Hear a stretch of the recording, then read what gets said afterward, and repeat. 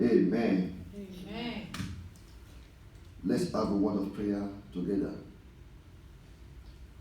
Father, we thank you so much for this beautiful moment in your presence. Lord, we want to begin to deliver the word of God. And I ask you, Lord, to please anoint this special hour with your glory and grace. Bless this hour. Bless the hearers and speaker. Let the word of God flow unhindered. Use my mouth today as your oracle to bless your people. The Bible says the entrance of the word gives light and gives understanding to the simple. As we go into the word of God, let there be enlightenment. Let there be understanding. In Jesus' mighty name, I pray. Amen. Amen. Amen. I will be speaking today on the title I called The War is Over. The war is over. But before I go into my sermon, I want to implore our members who are yet to return to the church due to the lockdown we had in the past to please return to church now, because God has been so good to us. We have been kept alive and God has been gracious to us. So before you know it, the devil might want to take advantage of this situation so that it becomes difficult for you to come to church again, or becomes difficult for you to wake up early on Sunday morning for church. So don't let the devil take this opportunity to stop you from coming to church. The Bible says that in the presence of God there is fullness of joy. You know, God dwells in the midst of his people. Where we worship God, presence of God will be there, the power of God will be manifest, and the name of Jesus will be praised. So please return to church, and you are going to be blessed in Jesus' name. Amen. Amen. So let me go to my sermon now. The war is over. The war is over. The Bible passage that we just read now in the book of Isaiah chapter 40. If you read that chapter, the whole chapter, you will discover that the book is speaking about the Lord Jesus Christ. Even John the Baptist used part of these words, of this prophecy, in his days. But my emphasis today is on the verse 2, whereas the Bible says, "Speak comfort to Jerusalem, and cry out to her that our warfare is ended." That our warfare is ended. Prophet Isaiah prophesied this several years ago, ever before Christ was born to this world. And said, "Declare to my people that their warfare is ended and that our iniquity is pardoned." So what will have caused war between God and humanity? You will know that it is because of sin, because verse 2 says that our iniquity is pardoned. And you know, and immediately as Christ was born, as we read in Luke chapter 2, the Bible declares that glory to God in the highest, and peace on earth, goodwill towards men. You know, war is not a good thing. Those who have seen the effect of war, I mean the physical war, you will see devastation, you will see death and destruction, you will see sorrow, you will see pain, you will see anguish, you will see disease. There will be epidemics. If you visit that place, you will cry because of the effect of war on people. Now the Bible says, "Say to my people that our warfare is ended." So before I go into the points to learn in this lesson today, I want to give you an example of what happened in this present world. World War, the Second World War started on 1st September 1939 and ended 2nd September 1945. But in Europe, the war ended in May 8, 1945. Do you know that 60 years after the Second War ended, some people were still living in the jungle thinking that the war is on? They were in the jungle thinking that the war is still on. Who are these people? If you Google it, if you Google it, people that the Japanese soldier that got stranded in the jungle thinking the war still rages on. If you Google it, you'll find it there. It's all over the internet. I will give you an example now. The man named Yoshio Yamakawa, age 87, and Suzuki Nakauchi, age 85, emerged from the dense jungle of Philippines in the island of Mindanao, which is 600 miles from Manila. These people, they were still thinking that the Second World War was on. So they were living on banana, coconuts, and rats, maybe animal, the animal they can find in the dense jungle. Some of them were living on the mountains. What happened was that their commanding officer told them that you don't surrender because they belong to the intelligence unit. You don't surrender, we will come and pick you up. Go as an intelligence unit to this area in Philippines and begin to give us information. So they said they will come and pick them up. They did not know that World War has ended. So for 60 years, they were still in the jungle, fighting war that was no longer there. 60 years, they were impoverished, they were in poverty. No roof upon their head, they were living probably somewhere in the cave or under the trees, hiding from Filipinos' army, thinking of providing information to their base in Japan. The war has ended, and they were still thinking war was on.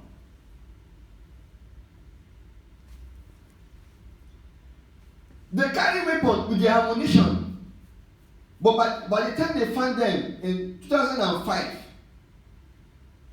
their ammunition was obsolete because modern day they have manufactured sophisticated weapons. They look tattered, they look wretched, poor and pitiable. They dress in rags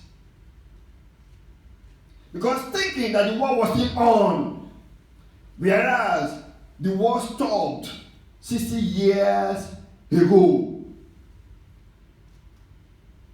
Some people are still like that today.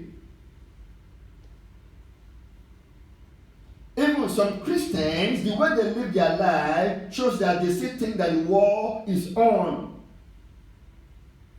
What is this war all about? Is the war between humanity and God. That is what I'm going to be talking about today.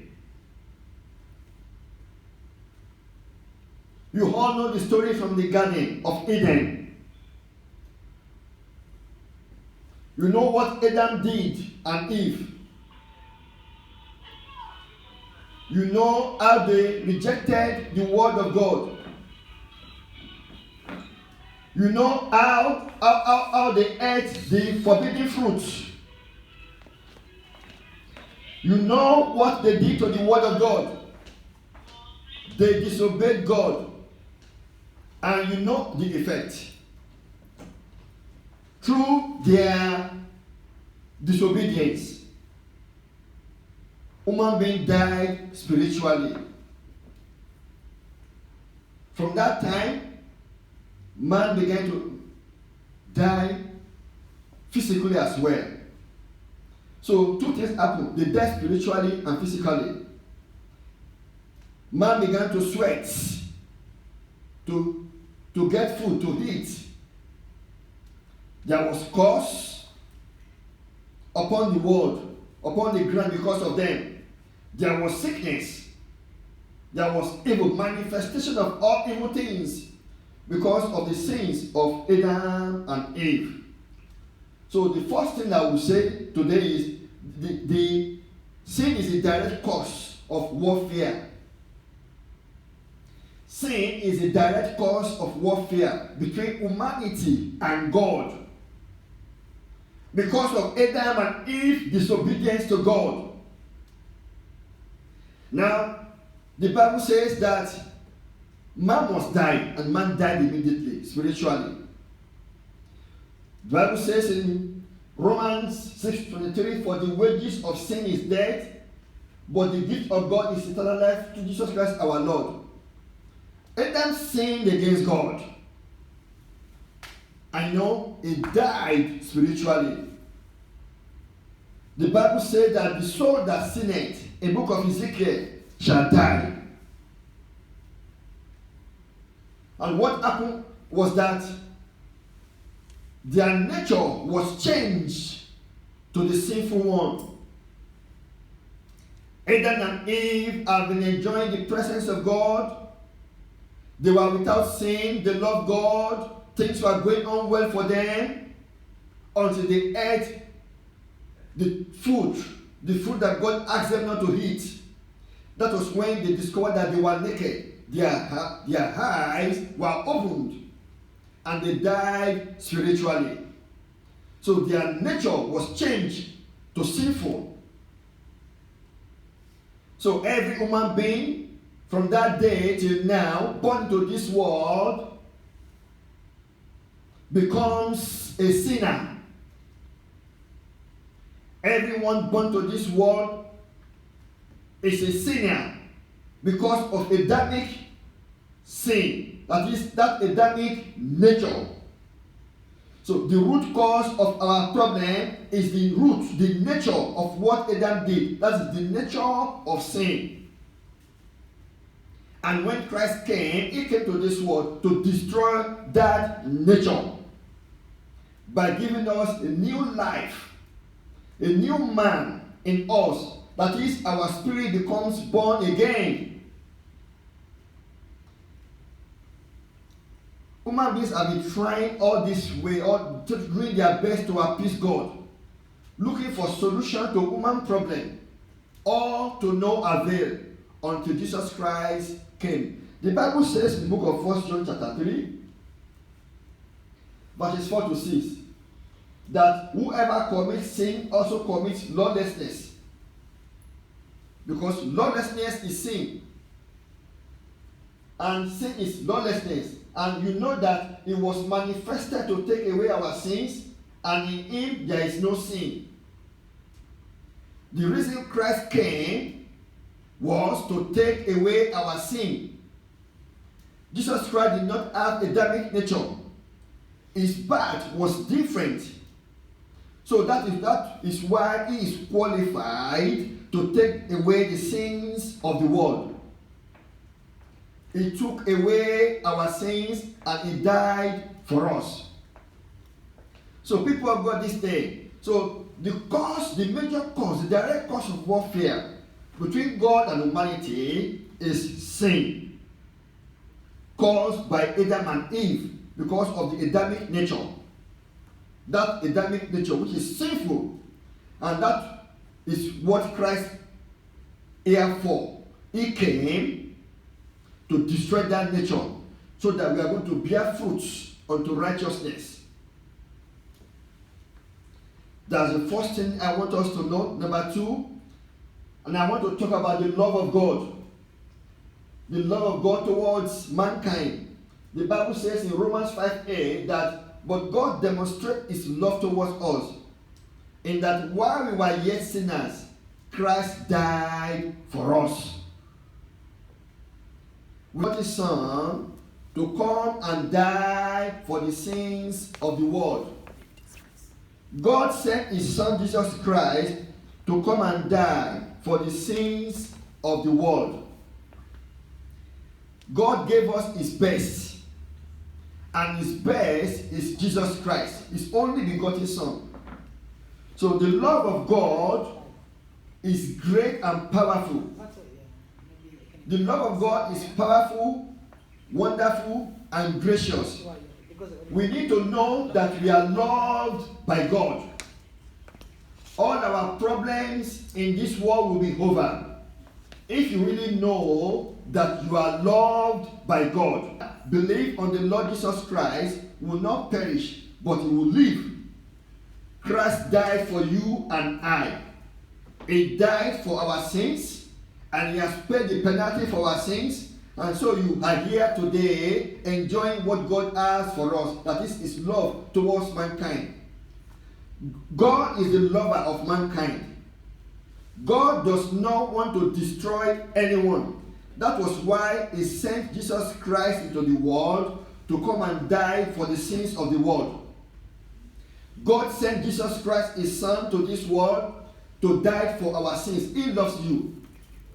Even if you don't love yourself, he still loves you. So you need to know how much God loves you. Now the Bible says in the book of John chapter 15, verse 13, that greater love hath no man than this, that a man should lay down his life for his friends. God no longer calls us servants. Today we are his friends because of his love. That is a greater love, sacrificial love, unconditional love. You need to know that God loves you as you are. Don't put yourself down. Don't feel down. Don't let anyone oppress you. You are loved by God. The warfare is ended. God sent his only begotten Son to come and die for the sins of the world. You are not hated. Even God is not angry at you. You know, some of us will be thinking that, why is this world like this? Why is God not destroying this world? Because what Sodom and Gomorrah did was insignificant to what we are doing today in this world. We have done more than Sodom and Gomorrah. Yet, by God's grace and mercy, He's still keeping this world. No, God is no longer at war with us because of one person, and his name is Jesus Christ. We are operating under a better covenant, the new covenant. If it was in the old covenant, based on that old covenant, when the nation of Israel sinned against God, God will allow them to be oppressed by their enemies. If you read the book of Judges, they have 40 years being oppressed by the Midianites, again 40 years being oppressed by the Philistines, and sometimes in the days of Jeremiah, they were taken into captivity for 70 years by Assyrian and Babylonian kingdom. All these things you can find in the Bible. But under the new covenant, which is the covenant of peace, Christ has died for the sins of the world. God is no longer at war with this world. But a day is coming when God will judge this world in righteousness. That is after rapture of the church has taken place. When God has taken us up to be with him forever, there will be judgment of God upon this world. But at the moment, God is not at war. We are under grace now. So we shouldn't take the grace of God for granted. The Bible says God is long suffering towards us in the book of 1 Peter, that he doesn't want anyone to perish. So he wants everyone to come unto repentance. God is not engaging at evil with God. I want to destroy these people. God is not doing that today. So he's just patient, long suffering, thinking these people will repent one day, these people will change their heart one day, so that they will come to the knowledge of Christ. Even the most wicked person upon this world, maybe these terrorists, the ISIS leader, all these terrorists killing people, God loves them. He doesn't want them to perish. So God loves abound over every human being. That is why sunshine comes in His time, rain comes in His time, the wind blows. And we are all enjoying the goodness of God. Sometimes we ask God, why is this wicked person is not dead? Why do you allow these people to oppress people like this? Why are thieves? Where are robbers doing this? Where do we have this? God loves everybody. Whosoever you are, irrespective of what you do, that will not change the love of God. God is constant and perfect. He said, I am the Lord, I change it not. So God doesn't change because of our attitude. He will change His mind. It's forever perfect. Christ is the same yesterday, today, and forevermore. He will judge this world in righteousness in future after the rapture has taken place. But at the moment, we are under the grace of God. And don't let us take the grace of God for granted. You need to know that you are loved by God. That is why He sent His only Son, the begotten Son, Jesus Christ, to come and die for the sins of the world. One day I watched a documentary. There was this small fire somewhere. And, they show a picture of a hen with chicks under it.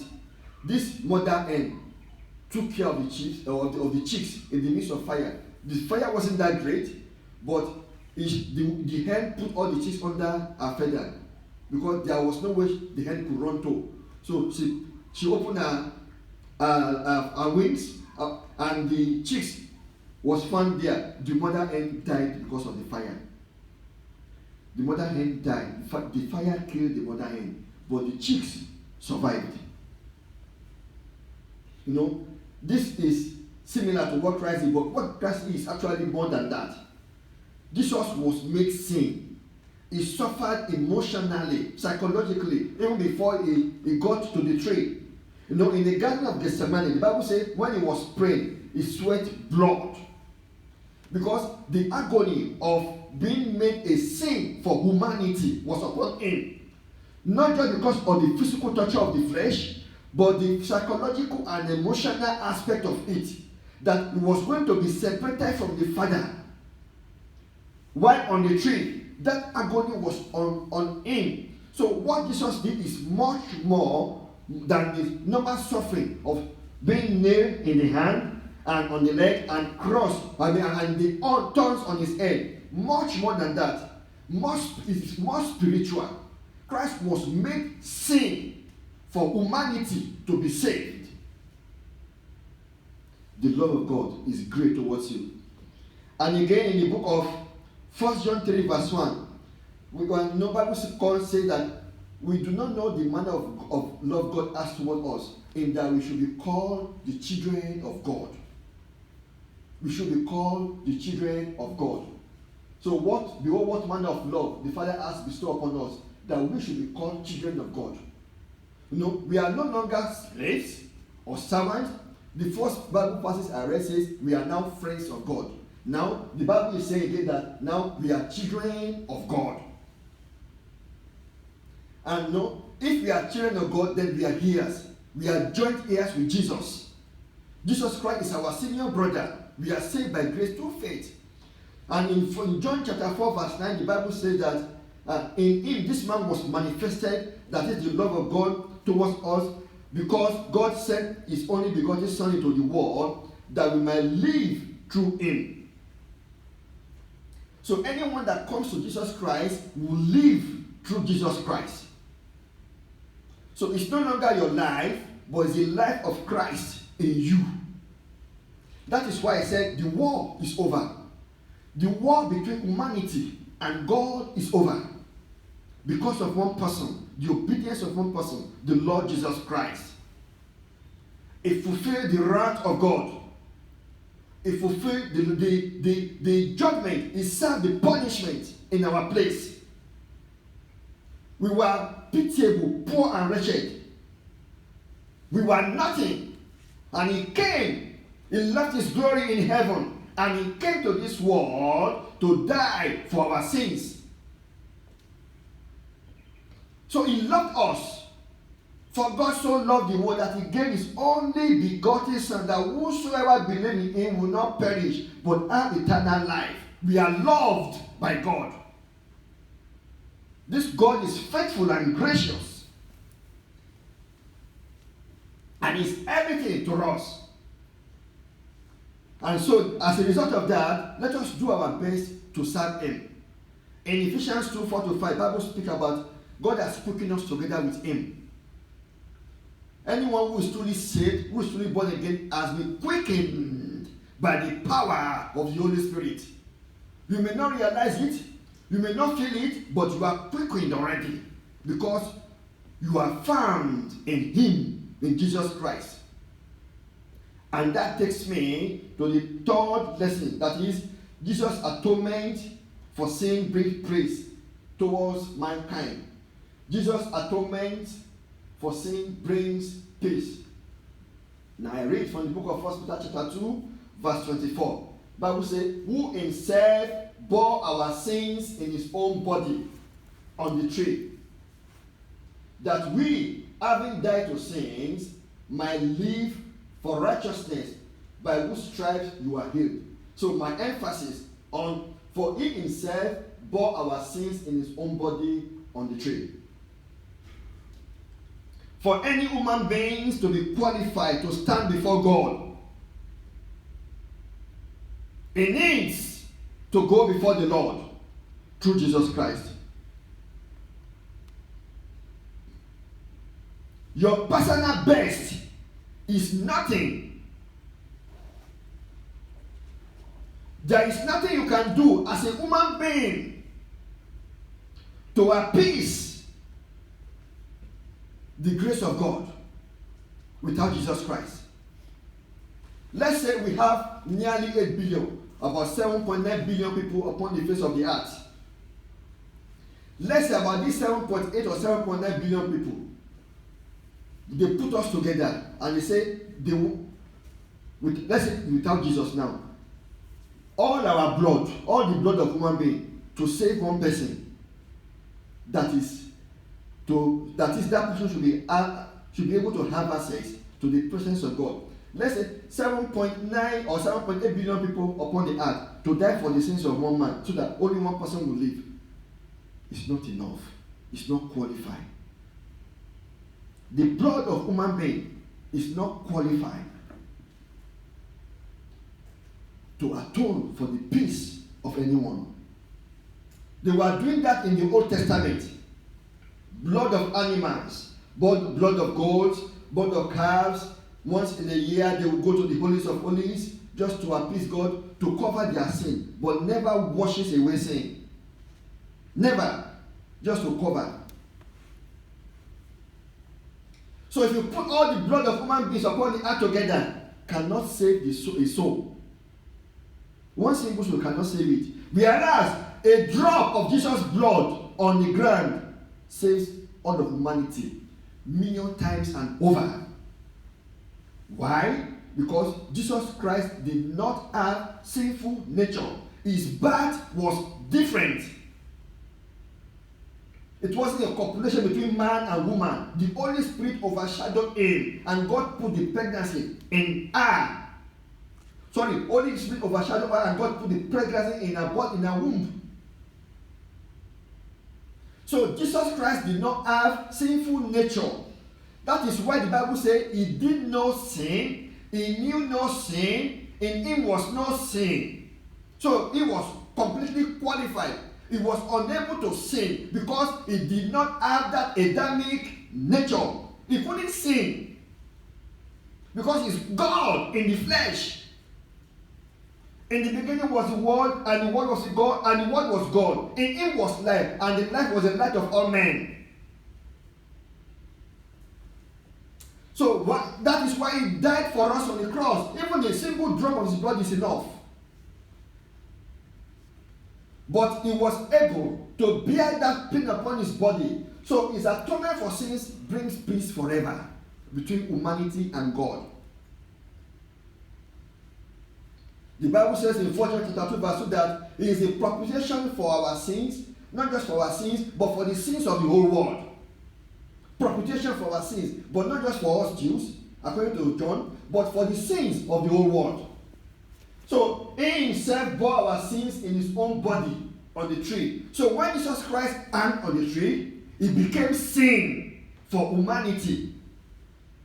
Can you imagine all adultery, all fornication, all drunkenness, all idolatry, all terrorism, all lying, all licentiousness, all gossiping, all manner of envy and jealousness, all disobedience, all manner of evil things, put them all together. All those things were placed upon Jesus Christ on the cross. He was made sin for us to be free. So on the cross there was a divine exchange. He was made sin for humanity to be free. He died for us to be saved. That was why I said earlier on that God was no longer that angry with the world because of the sacrifice of Jesus Christ. Now in the book of Hebrews, Hebrews 9:12, that he entered once and for all into the holy place, not by means of the blood of goats and calves, but by his own blood, to secure eternal redemption. The redemption we receive from Christ is eternal. So it's not about what you are doing yourself. It's not about your ability. It's not earned by your ability. It's not performance. It is not works. That is why the Bible says we are saved by grace through faith. It's not of works, lest any man should boast. It's not earned. It's not about you. It's without you. It's a gift. That is why they said good news is just too good. In the days of Paul the Apostle, people were wondering, this is the good news. This is just too good to be heard. What kind of preaching is this? What is this new way? Because in the beginning they were calling church, the Christians said, the way, people of the way. We are hearing a new thing. This is good news because too good to be true. That you don't need to do any other thing than to believe in Jesus Christ only. That he died for your sins and you believe in him, and once you believe in him, you will be saved. Apart from performance, apart from works. So it's not about you, it's all about Jesus. He was made sin for us so that we might become the righteousness of God. That's why we call it imputed righteousness. He gave us his righteousness. So when you are found in Christ, God no longer see this woman or this man or that man as a wicked person. God sees Christ in you. Now, the Bible says, let me read this for us. 2 Corinthians, actually 17 to 21. Therefore, if anyone is in Christ, he is a new creation. All things have passed away. Behold, all things have become new. Now all things are of God, who has reconciled us to himself through Jesus Christ and has given us the ministry of reconciliation. That is, that God was in Christ, reconciling the world to himself, not imputing their trespasses to them, and has committed to us the word of reconciliation. Now then, we are ambassadors for Christ, as though God were pleading through us. We implore you on Christ's behalf, be reconciled to God. For he made him who knew no sin to be sin for us, that we might become the righteousness of God in him. So, emphasis number 1 on 17. When you are in Christ, old nature gone, new nature comes. When you are found in Christ, the old things you are doing, you stop doing them and you start a new way of life. Works of the flesh stopped. Fruit of the Holy Spirit comes.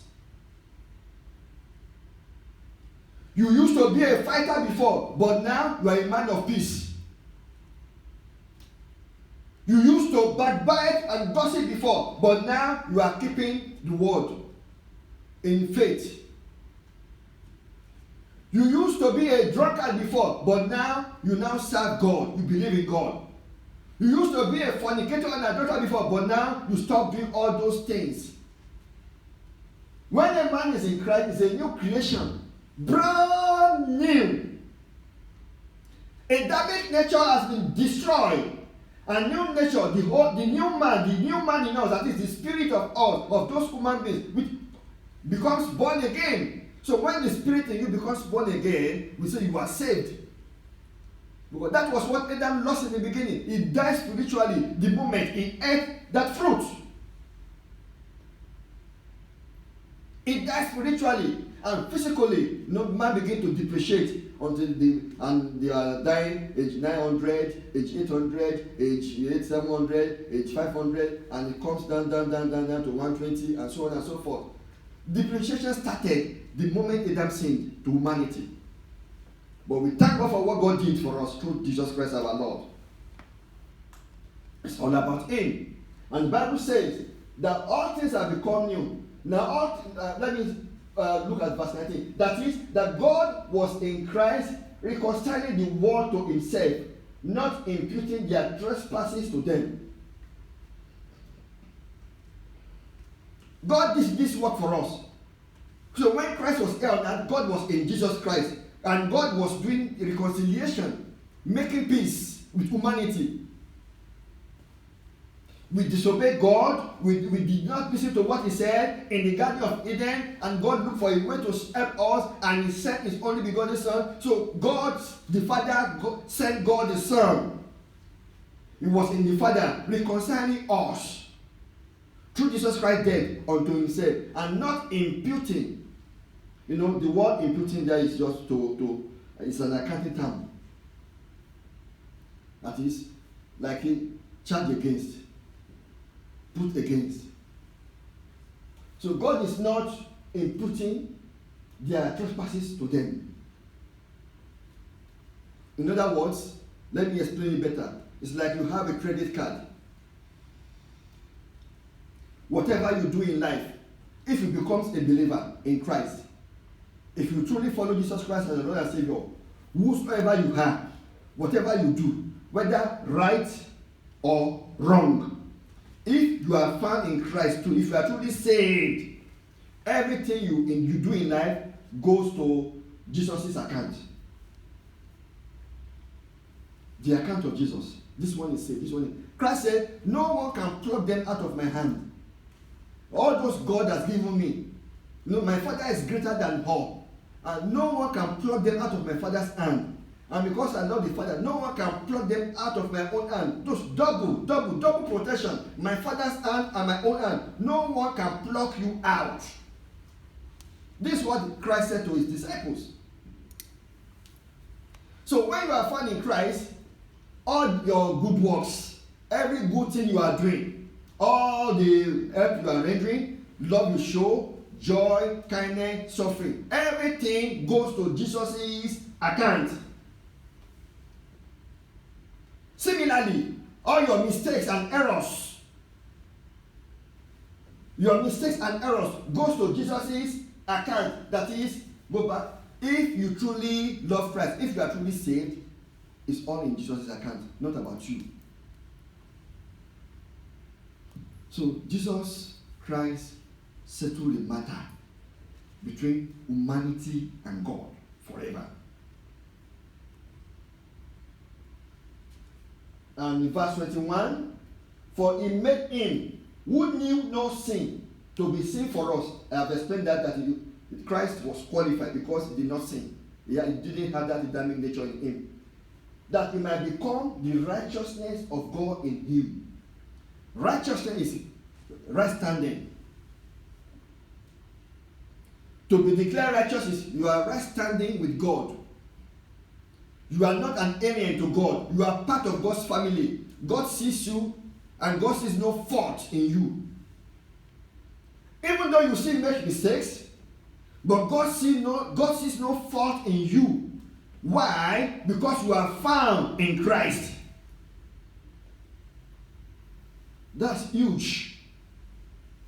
That's huge. So we have been made the righteousness of God, and this righteousness is also a gift. Salvation is a gift. Righteousness is a gift. Grace of God upon our life is a gift. You don't lose a gift. But one thing is critical. If God, at salvation, God did not remove our free will from us. All human beings have choice. We have choices to make in life. The free will is there. God will never violate your free will. If you choose to follow Jesus Christ and you believe in Him, you are saved. And even if you are saved, if you walk away, up to you. Face the consequence. You have the choice to renounce Him. That is why Bible said in 1 Timothy chapter 4 that people they turn back. So people made a shipwreck of their faith. They were in Christ before, but they turned back. They went back to the world. Demas had forsaken me and he went back to the world. And this one got to Thessalonica. You know, all these things are in the Bible. God will not remove you. God will not violate your free will. But if you are found in Christ, if you are truly saved, you are following Him, He will never disown you. You have been declared righteous because of Jesus Christ in your life. The war is over between God and humanity. We are under grace now. The time is coming. God is going to judge this world in righteousness. God is a fire, consuming fire. The Bible says so. What we are seeing today, pandemic, is not God. It's human errors. Human being caused it. If you read the book of Revelation very well, when God begins to deal with this world, nobody will doubt it. The Bible says 1/3 of plantation will die. 1/3 of water will turn to blood. Animals of all the fishes, everything in the water will die. 1/3 of mankind upon the face of the world will die. That is what we call God judgment in the book of Revelation. But this pandemic is not caused by God. Don't be deceived. Human error. Human being caused it. God is fire. It is a fearful thing to fall to the hand of the living God. But that will be in the future, not now. We are under grace, but don't take the grace of God for granted. Now, point number 4, which is the last one, and that is, we need to walk in the newness of life. If we are truly saved, if you belong to Jesus Christ, your names have been written in the book of life. Now walk in the newness of life. People made a great mistake in the days of Apostle Paul and disciples. They said, this gospel is too good.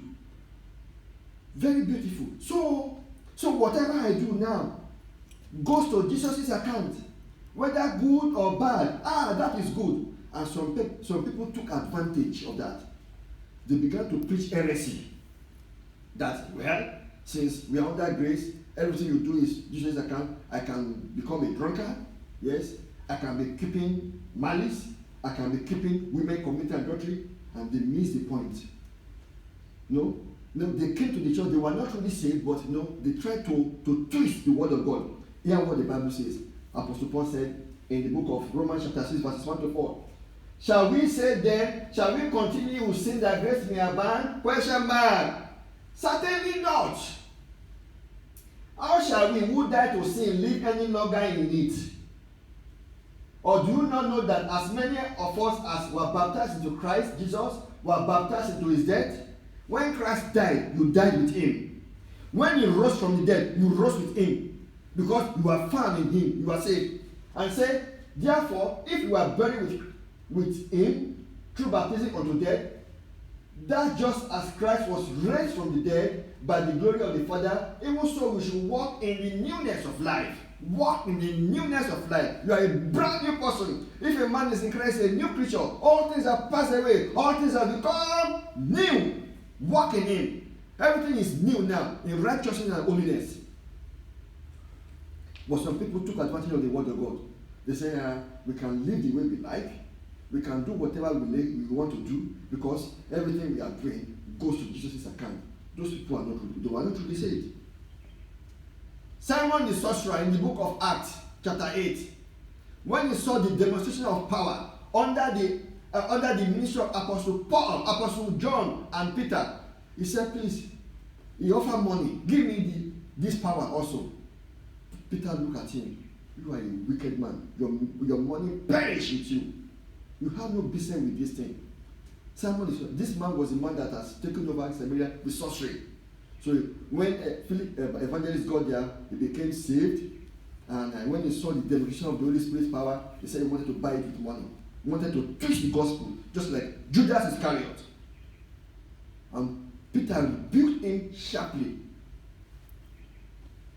So that is what human being. And finally, about this Bible passage, Titus chapter 2 and 3 speaks a lot about the grace of God.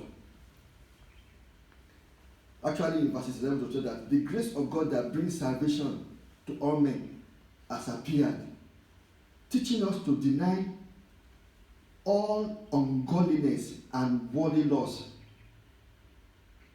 and has now made us to live soberly, righteously, and godly in this present world. So as the book goes on, as the writing goes on in the book of Titus, look at what the Bible says in Titus chapter 3 verse 8 and verse 14. This is a faithful saying, that is, after the teaching of grace, that we have been saved by grace. He said, and this is a faithful saying, these things I want you to affirm constantly, that those who have believed in God, can you read it with me please? That those who have believed in God should be careful to maintain what? Good works. These things are good and profitable to men. Everyone who is truly saved should maintain good works. It's not that God neglected good works from us. No. You see, let me explain something to you. You see, an apple tree produces apple. Mango tree produces mango. Why? Because of the nature of the roots. Roots determines the fruit. The roots determine the fruit. An orange tree produces orange because of the roots. Now that the old root has been taken out of us, the endemic nature, we have new root now, the new nature. So, good works, the fruit of the Spirit should flow in us. And finally, and let our people also learn to maintain good works to meet urgent needs, that they may not be unfruitful. So, in chapter 3, between verses 8 and 14, the Bible says two things the same way: maintain good works. If you are a follower of Jesus Christ, you need to live righteously. You need to live soberly. You need to live a godly life and be doing the right thing. Christians should not be doing doing all works of evil. We shouldn't be doing that. But if you are found in Christ, you are saved, and Christ will take care of you and live a righteous life. The war between human being and God is over forever. But if you are found in Christ, you are saved forever. Don't forget that. Don't forget, please. Your war is over. But if you are not yet in Christ, you have a big trouble ahead of you. All those watching from homes, if you are not in Christ, big trouble lies ahead of you without Christ. Give your life to Jesus today, and it shall be well with you in Jesus' name. Amen. Praise the Lord. Amen.